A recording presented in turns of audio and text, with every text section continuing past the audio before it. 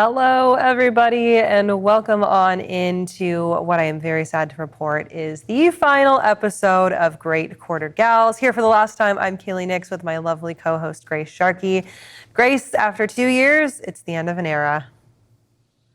Wow, it feels longer than 2 years to be honest with you, but yeah, it's a sad day, bad day, but happy, of course, to include such wonderful women in content over the last couple of years. That, of course, I enjoy doing the show with you, but I think just introducing our audience right to all these incredible people that have been a part of so many different supply chains has been just an absolute blast. It's been quite the joy to see this project come from thoughts to fruition to taking over what was the Brofest of Great Quarter Guys and making it into this positive, uplifting space for women. We've talked to so many incredible people throughout the last 2 years, and I'm excited to see how this ripple effect goes going forward. Grace, we have 2 final interviews for today, and I'll first talk about our first one. We're going to be chatting with CPKC's Caitlin Owens about their holiday train initiative that they did over the holiday season. She takes us through a travel all the way from the Midwest up into the far reaches of Canada, and not just about their one, but about their 4 different holiday train programs. So we're going to hear that, who also we're hearing from today on our final episode. Well, we're also going to be talking with Fluid Truck's Chief Legal Officer, Jennifer Snyder. She's an absolute gem, full of energy, the opposite of most lawyers. I'll just say that. So she's kept the personality through everything and has been a part of course, bringing some really interesting solutions through Fluid Truck. I would highly suggest go check out their website after the show, but you'll actually get to learn a lot from her leadership and the different companies that she's been with, and she's even admits some of like the faults and ways that she's grown through those different career paths. So interesting episode. I think that we're leaving everyone with, is, of course. It's going to be a great show, and I won't do any of our female guests a disservice by saying that this is going to be the best or by disparaging them in any way, but I think that this is going to be a great note to end on, and we'll be back to close up your show at the very, very end. So without further ado, let's go ahead and get into it. Our final 2 guests of Great Quarter Gals. Take it away. We'll start off with Caitlin Owens. And I'm very excited today for our Great Quarter Gals fan group out there, because we actually have a new face for everyone to meet as well as we wrap up, of course, this wonderful month here. And then we have Caitlin Owens actually joining us from CPKC, which is actually, Caitlin, you might be one of our first rail gals to join us on the show. So I want to thank you so much for being a part of us. Well, thank you. It was a treat when Kaylee reached out, so I'm glad to join you today. Rail was new to me as well, and it was kind of tricky to kind of come from the outside in because I didn't know anybody at a Class 1 railroad, and getting into the industry and figuring out was an adventure this past year. Well, and also one that's gone through quite historical merger. I want to get to that a little bit later, but let's focus on you and that exact aspect. Let's talk about the role that you have currently. It looks like you're managing or directing the brand strategy as a whole, which I think is interesting, especially seeing what the railroads have gone through over the last couple of years with labor issues, and of course, like you said, this big merger as well. Can you tell us a little bit about the role and how it's evolved for you as well? Sure. So my background was over-the-road trucking and final mile, and I made that leap to CP, or Canadian Pacific, just prior to day one, which meant that in April I got to be boots on the ground for the combination with Kansas City Southern to make CPKC, one of the biggest brand launches that I've ever been a part of. And I was really impressed by the legacies of both companies because they date back to the 1800s, as well as the size. Now that we're combining U.S., Canada, and Mexico, that's 20,000 miles of network and 20,000 railroaders. That it's incredible. It's interesting because to give you a tad bit of my background as well, I come from brokerage, over the road kind of niche there, and I've recently, last couple of years, took on the FreightWaves radio show, and rail was probably the one area where whenever we do our rail days on the show, I almost get like anxious because I like going into topics I know about. I know I can lead a conversation that way, and this is one that over the last couple of years, I feel like I've grown not only to learn and have a nice knowledge in this mode of transportation, but have just respected so much more. I mean, even just looking at how people treat railroad crossings, or what they think of as a rail career, has completely swapped for me. So I'm interested from your point of view, especially in this role of brand strategy. How have you, I maybe grown your knowledge in the rail industry as a whole, but also worked to push that out to consumers and shippers alike? Sure. Yeah. I mean, so first step was to understand the unique culture of, each of the companies that were coming together, and then see what we have in common and elevate that. Like I said, it was a bit of a mystery coming in, but now I've ridden in a head locomotive. I've been all over the network. I lived on a train, and now I'm a railroader. But it is wild to me that such a massive part of our supply chain that has been there for over 100 years and built the countries is still such like this secretive area. So I'm so excited to tell you a little bit more about what I'm doing to try and get that story out there as our conversation goes along. Well, I want to start with what really brought you here to begin with. And this was Kaylee had found some really interesting photos and posts that you made on your holiday train program. Can you tell us a little bit about it? And of course, we'll show our audience some of the pictures alike, because as big Christmas fan over here, I love to see the holiday joy. But can you tell us what started this initiative? Sure. Well, since we combined two companies with their legacies, there's actually 4 trains. We'll start with the holiday train program, since that's the one that I lived on for 8 days on the 27 stops between Minneapolis and Calgary. That one goes through our U.S. and Canada network. It began 25 years ago with Canadian Pacific.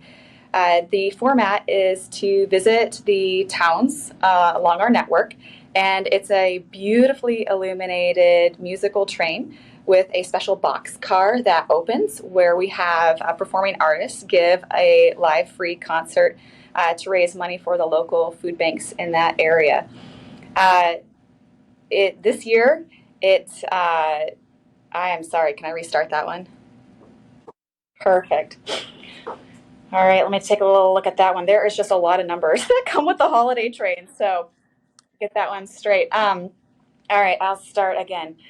So because we had 2 companies combining each with their own legacy, there are actually 4 trains, 2 of which are holiday train for US and Canada. And since I rode with that one, I'll start with it. I know it the best. I spent 8 days living on it from Minneapolis to Calgary, where we did 27 stops.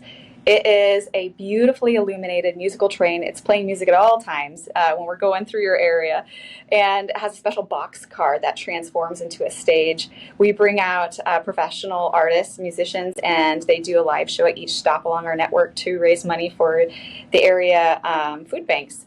We would do between 2 to 7 shows a day, and the scenery is absolutely breathtaking. I have so much respect for those beautiful areas of our network in the United States and in Canada. This year we did a record 191 stops, and each day we would do between 2 to 7 stops. It just depended on how far we had to go. And for parts of it, we would have writers come on board, and they would get to join us between the stops. That was a really special program for our employees to get to share, their railroad experience with their families. That's really cool. It's well, especially like one of what is it, or not the Holiday Express, but the movie with I'm forgetting his name now, Tom Hanks, right? Where he takes all the kids to the North Pole. Like, gives me that energy, right? Like the Polar Express. The Polar Express. There you go. Yes. I'm glad you said Holiday Express, because that is the 3rd train in our 4-train program.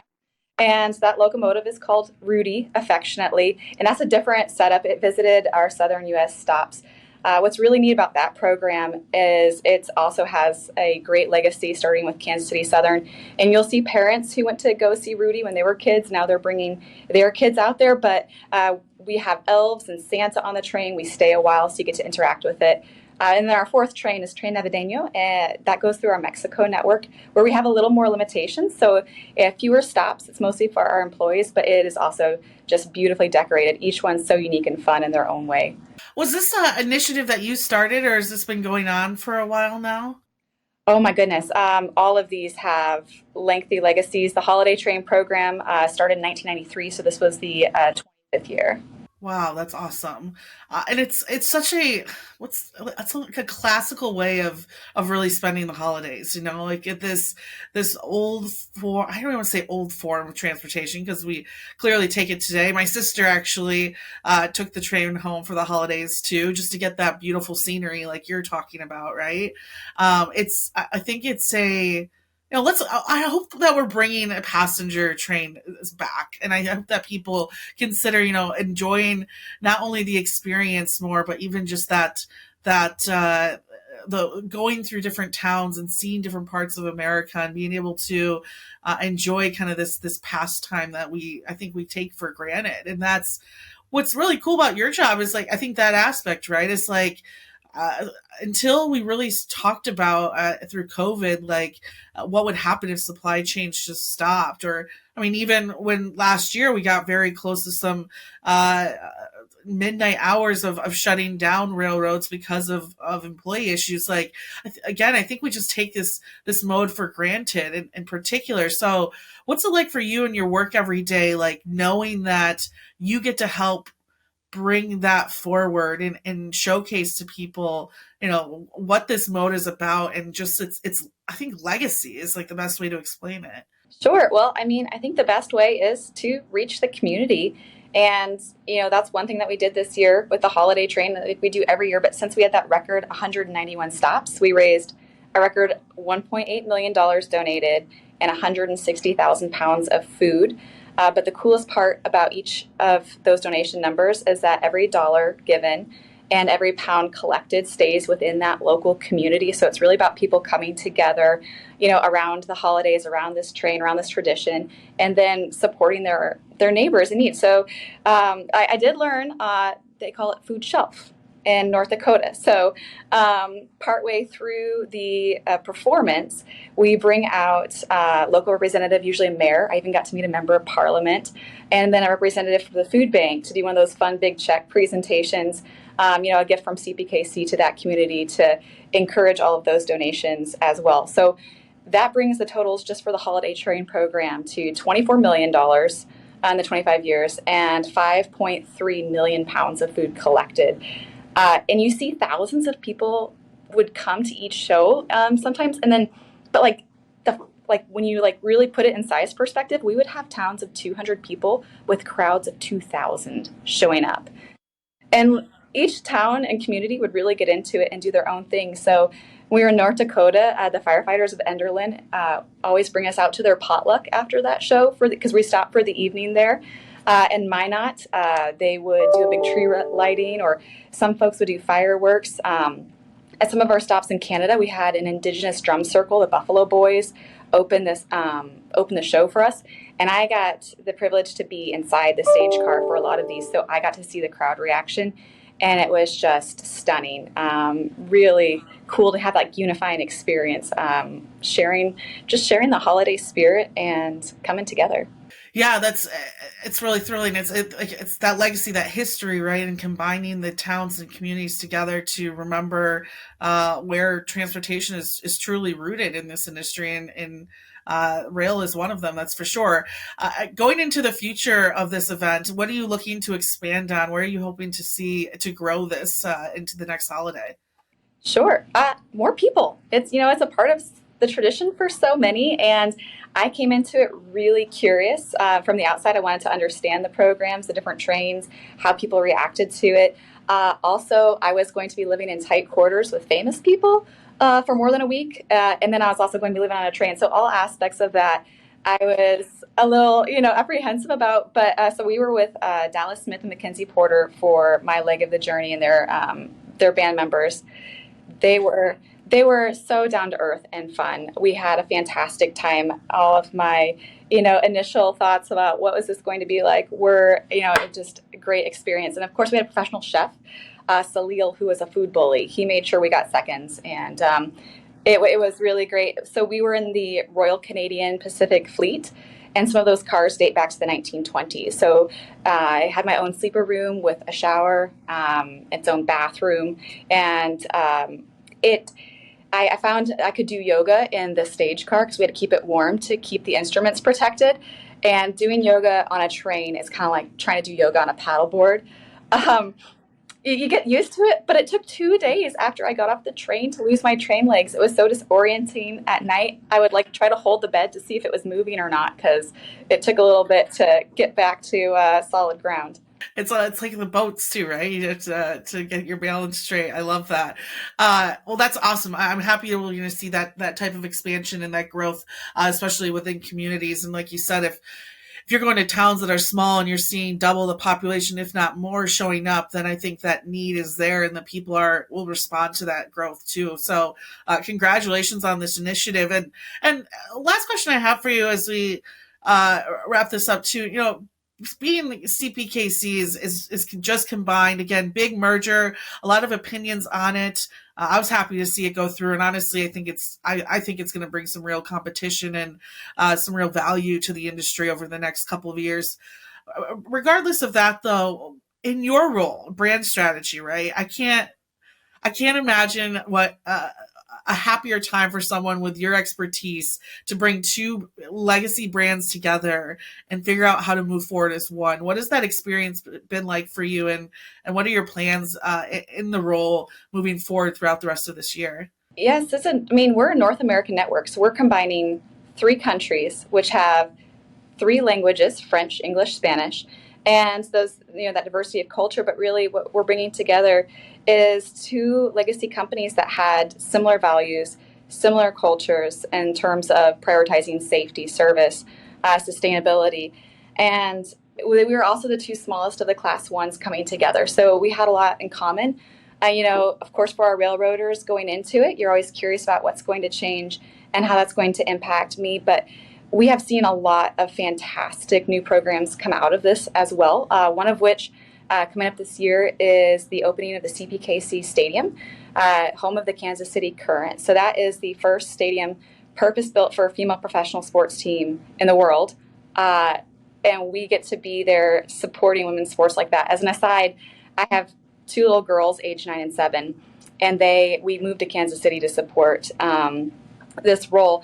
And so they were about to play their very first game of Parks and Rec soccer here, and I took them to a KC Current game. And I can't tell you what it meant to know that my girls get to grow up in a world where women get their own stadiums too. Sorry, it's just so cool. No, I love that. I love that energy. It is so cool. I mean, it really is, and that's like pat yourself on the back because that's the work that you did, right? And the work that you've been able to help and promote, and yeah, you should be proud of them being able to grow. But I'm sure as they get older, they should be proud of you as well and the work that you've done to create this atmosphere, right? Oh, it's so cool. We also support the CPKC. We get the honor of sponsoring the CPKC Women's Open. Speaking of women's sports, this past year we also opened in partnership with Community Renewal a friendship house in Shreveport. So we are really getting to grow and do more together. And it's so neat to support, this North American corridor and these railroaders. We work, 24/7, 365. And something that I'm appreciating more now is in all weather elements, out there. And we're doing such cool things. I know safety, we're supply chain gals. It's always priority. And that is first and foremost at the railroad, of course. And, service point A to point B better than everybody else. But when it comes to sustainability, I was introduced to our hydrogen locomotive program, and that is real and it is cool. And it makes me think that, there really is going to be, we do a lot of things to support a greener future, but we've got such creative, intelligent railroaders making history and doing real work. Well, that's my favorite thing about rail, and I think we'll see more shippers take advantage of it, is it's already so emissions low.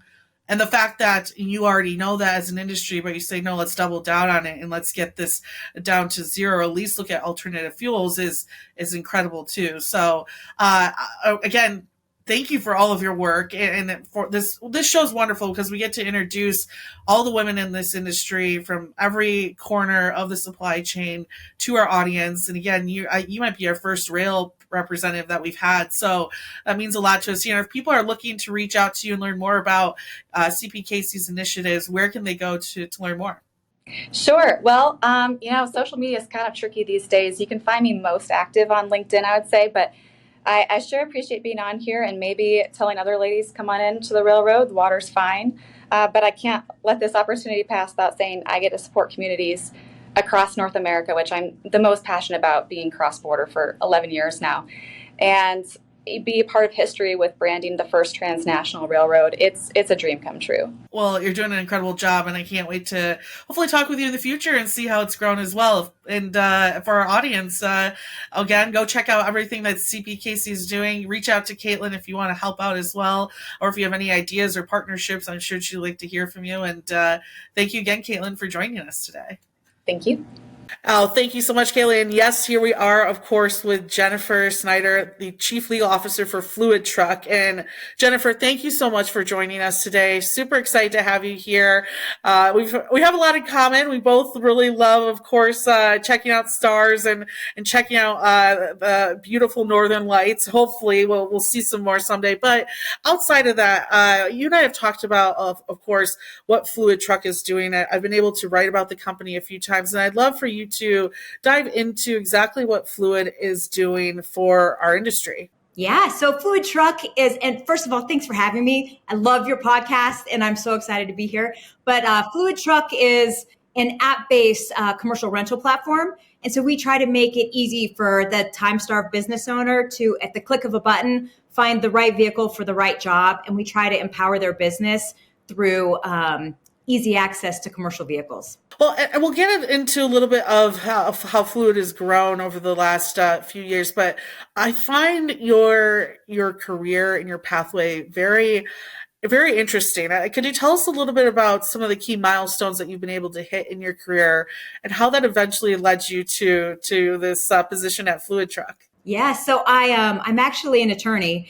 And so when I came out of law school, I took the first sort of track, which is to try to be a litigator.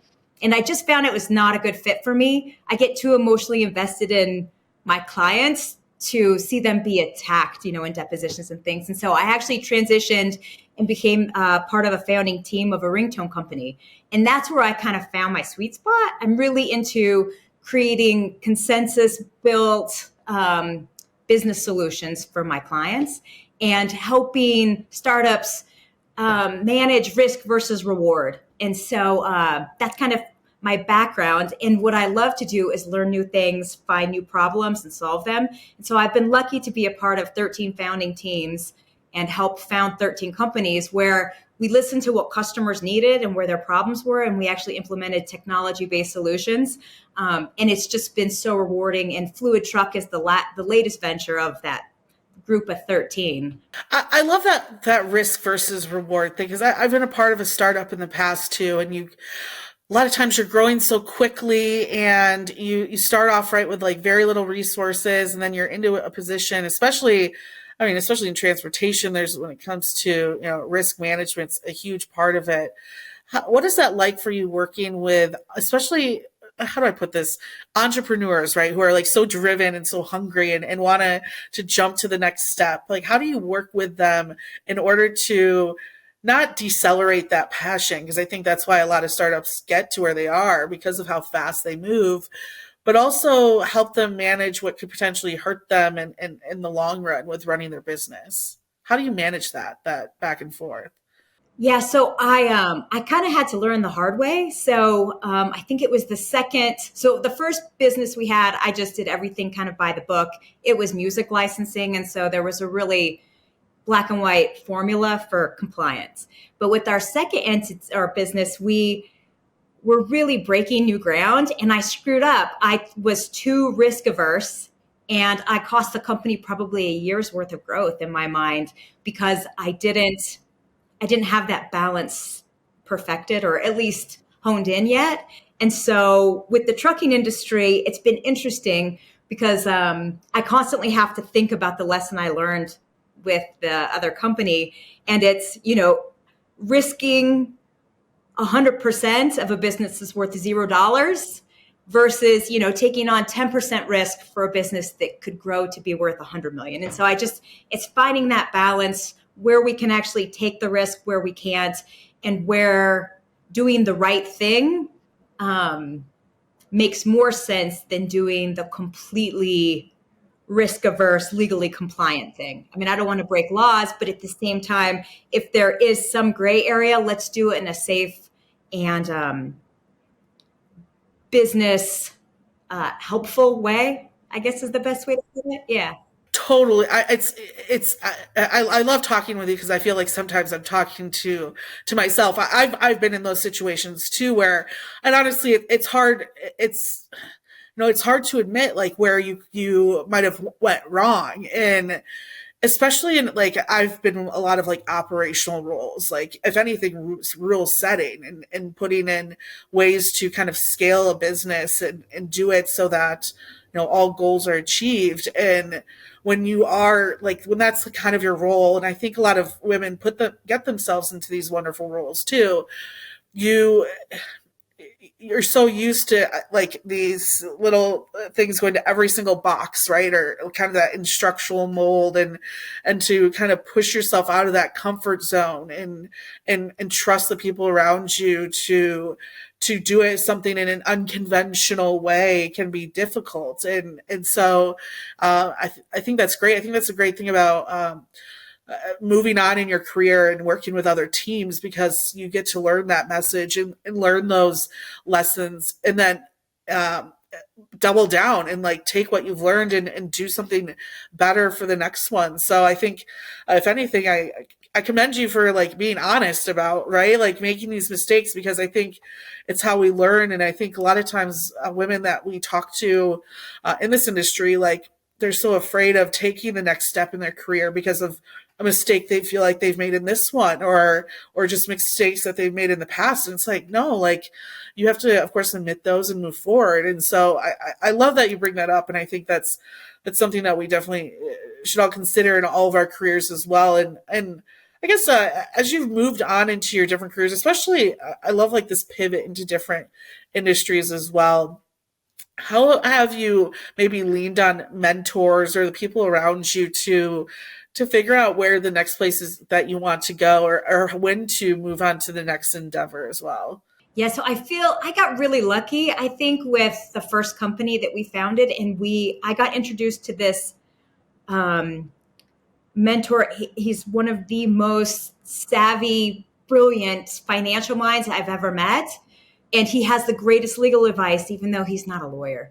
And so I feel lucky because I always can go to him, but I also feel lucky because my CEO at most of the companies that I partnered with, I feel like he's a great mentor as well. And we really work well together. He takes feedback and he constantly helps me grow as a person. And so right now, one of the things so when I talk about making mistakes, he's the one that's like, look, it's a mistake, but really more than anything, it's a lesson. Like, let's learn from it. Let's move on from it. Let's grow from it, because, some of the mistakes are the greatest lessons we've ever learned that will help us evolve. And so I feel really lucky to have that person or that management team that actually gives you the flexibility to take risks and screw up and learn from them, and then just evolve and leapfrog where you would have been had you not recognized that feedback loop. And so right now at Fluid, I think that's one of the things that I think about, and I think our team's thinking about every day, is like, what's in the best interest for our customer? And let's let that be our beacon and our sort of like guiding light. Because if we are always thinking and iterating for what's best for our customer, we'll know where we need to make change and where we can make improvements and where we can actually focus those lessons, so that way we improve and iterate in a positive direction. I love that. Actually, that's kind of where my next question is going as well. As we look in the past 2023, going into 2024, what are some of those inspirations or trends that you're hearing from your customers that you're trying to implement into Fluid's operations? What critiques are you getting from customers that you're now putting into the business model of what Fluid is doing? Yeah. So right now, I think so every single month we sit down as a company and we look at our customer rating. So we actually look at that on a monthly basis, and we look at positive and negative feedback and try to iterate our product. I think that the resounding theme we hear is, listen, like, we're Timestar's business owners. We need everything you guys give to us to be reliable, in the manner we expect it. And if we don't, like, we want you to make it right for us. And so I think what we're trying to evolve is, how do we honor our customers' wishes, automate, incorporate AI, so that way we can do things smarter with less resources, do things faster. And I think we have a lot of growth opportunity. And if we can help our customers grow their businesses by actually improving on our processes, scaling across the nation, growing our fleet larger, I think that we'll have a good 2024, and so will our customers. And that symbiotic relationship is what's going to keep them coming back to us. Yeah, it's so interesting. Like, I was on the radio talking with someone the other day about like last mile delivery operations and how just like things like that have changed over time. And it's crazy because what you're offering is like a really simple way for people to become entrepreneurs themselves and start their own businesses and know that they can scale and have the assets behind them available for that, right? And I think it's like, what I really love that you're contributing is almost, it's like back in the day, let's say you wanted to start a t-shirt business, like think of everything you had to do to invest in that. Nowadays, you can get Stripe up and running, get your website up and running, and get samples printed, ready to go within 24 hours for probably less than $1,000, maybe even less than 500, to be honest with you. And like, that's what's really cool about Fluid is you're creating that same space for people looking to build their own fleets as well, right? And be able to acquire customers all over the United States. So I guess that being said, like, how do you envision kind of the future growth of Fluid Truck and its offerings, and able to continue empowering those people, but helping them like kind of, I guess, build their businesses to have even more offerings than potentially they have today? Yeah. So right now, I think our customers are in a unique position because interest rates are pretty high, which means to buy a vehicle is pretty expensive. And if you do have a vehicle that you've purchased and routes are getting shrunk, you're having troubles with employees, I think the Fluid platform has the ability to not only help those business owners get additional vehicles without additional interest and CapEx burden, so they can actually grow their business without taking on more expense, more debt. But at the same time, if they do find that they have acquired too many assets, we offer a platform where they can actually list their vehicles, let other business owners use them, and hopefully it offsets some of that challenge. And with the interest rates right now, that's on everyone's mind, because the interest rates for vehicles, I mean, they've gone up tremendously. And so this is just a way where we can help offset on both sides. And I think it's a way we can grow as a business, but our customers can too. Well, kind of full circle, it goes back to like the risk management, right? You're providing a de-risking solution for customers as well. And I'll tell you what, there's a number of trucker owner operators that bought those trucks when the market was great and are probably having the hardest time trying to de-risk some of those assets today, if anything, losing big bucks on that situation. So the market that you're serving, I think, again, that de-risking solution is powerful as well. And that's like that on-demand capacity that makes this all really interesting too. Got about a minute or so here. I want to ask you, just entering this space and being a woman in an industry that's been predominantly male, but I think starting to flip for sure over the last couple of years. What are your thoughts on how different ways that we can recruit women into this space, or roles that you're even seeing that women should consider if there's, a woman looking to go to college or looking to get into business? What kind of opportunities do you see down the line for our industry for them to apply to and to become a part of this great journey? Yeah, so I love the last mile space for women because I think it's a proven way, with a lot of resources and tools out there, for women to empower themselves with their own business. I think we can also recruit female employees because the last mile gigs have a lot of flexibility, especially for working moms, because you can have different hours, you can, work different shifts. So that way you can actually spend more time with your family and be there and take more time off if you need to.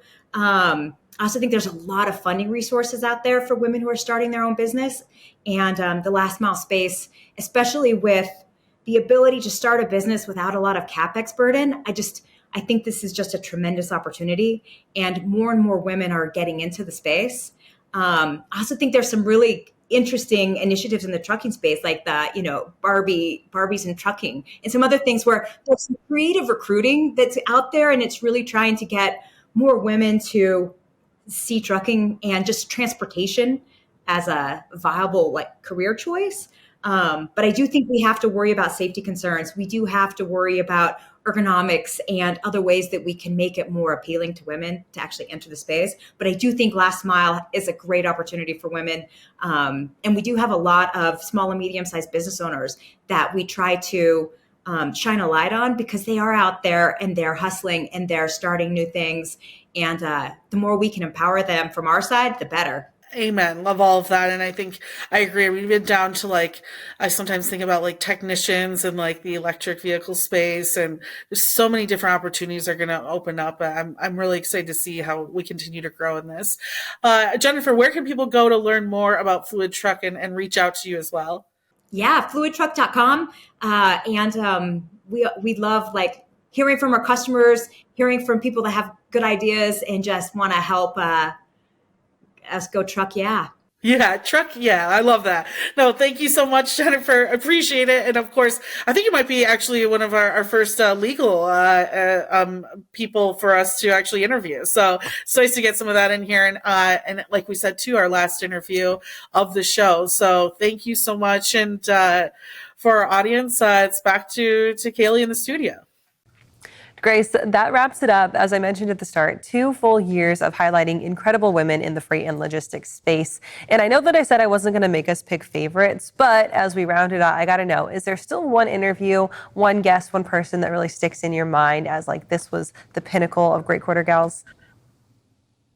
I do have one, and I feel like we're going to say the same one. So tell me yours, and I'll see if it is the exact same as mine. Who was your favorite guest that we had? Okay, this might be a little bit out of left field. I'm going to say that when we had Robin Hutchison on, when she was the acting director of the FMCSA, that was one of the highlights for me, because it was a really hard get. It was a really great interview, and she was that woman who was tapped into leadership. We got to meet her in person at the Women in Trucking event back in 2022, and that was definitely a highlight for me. And I know who your favorite is, so I just wanted to, she's also one of my favorites, but I'm gonna give that honor to Robin for this one. You know what? And I like that one, because now to see her stepping out of the role is kind of interesting to watch that episode again and see what happened now. I'm going to go with Shelley Simpson live at our own FreightWaves event.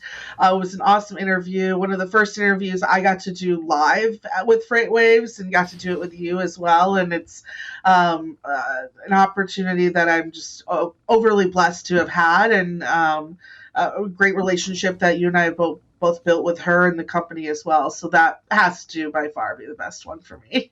Well, I love it. All of these episodes are going to live on our YouTube channel, up on FreightWaves.com, wherever you get your podcasts. And it is genuinely with the biggest and most sincere thank you that I send out all of the love, all of the gratitude to all of the women who came on our show, everyone who helped coordinate interviews, to those who we had to reschedule, to everybody who was here with us. Yep, give it up for those hearts. Grace, also massive thank you to you for taking this vision and running with it with me, because I can't think of a better partner in crime to have been here on this show for the last 2 years. Let's talk a little bit about where we go from here. What are you still going to be up to on the FreightWaves airwaves? Oh, busy as ever, and still looking to, of course, meet new people. So reach out to me if you're looking to be a guest on anything. We're the stock out with Mike Bowden Distils. We're still looking into retail and CPG supply chains. I'm also going to continue to be on the radio as well, Monday through Friday, the Road Dog Trucking channel, and hopefully I can take this segment and put it a little bit more. That's my goal, is to kind of move this to the radio at the very least, and continue to give women a space to introduce themselves to our audience. So go check me out in either of those locations, and writing as well. So go check out of course my articles on freightwaves.com, and you'll probably see a little bit more of that now that I have a little bit more free time in the week. Well, you never know what's going to be down the road. Maybe keep an eye out for one of us or both of us at a conference or a show with a little camera on a tripod, and we'll make great quarter gals live happen once again. Thank you all one more time for sticking with us. We appreciate it so much. And of course, you can always find us up on FreightWaves.com. We'll miss you guys a lot. 1, 2, 3,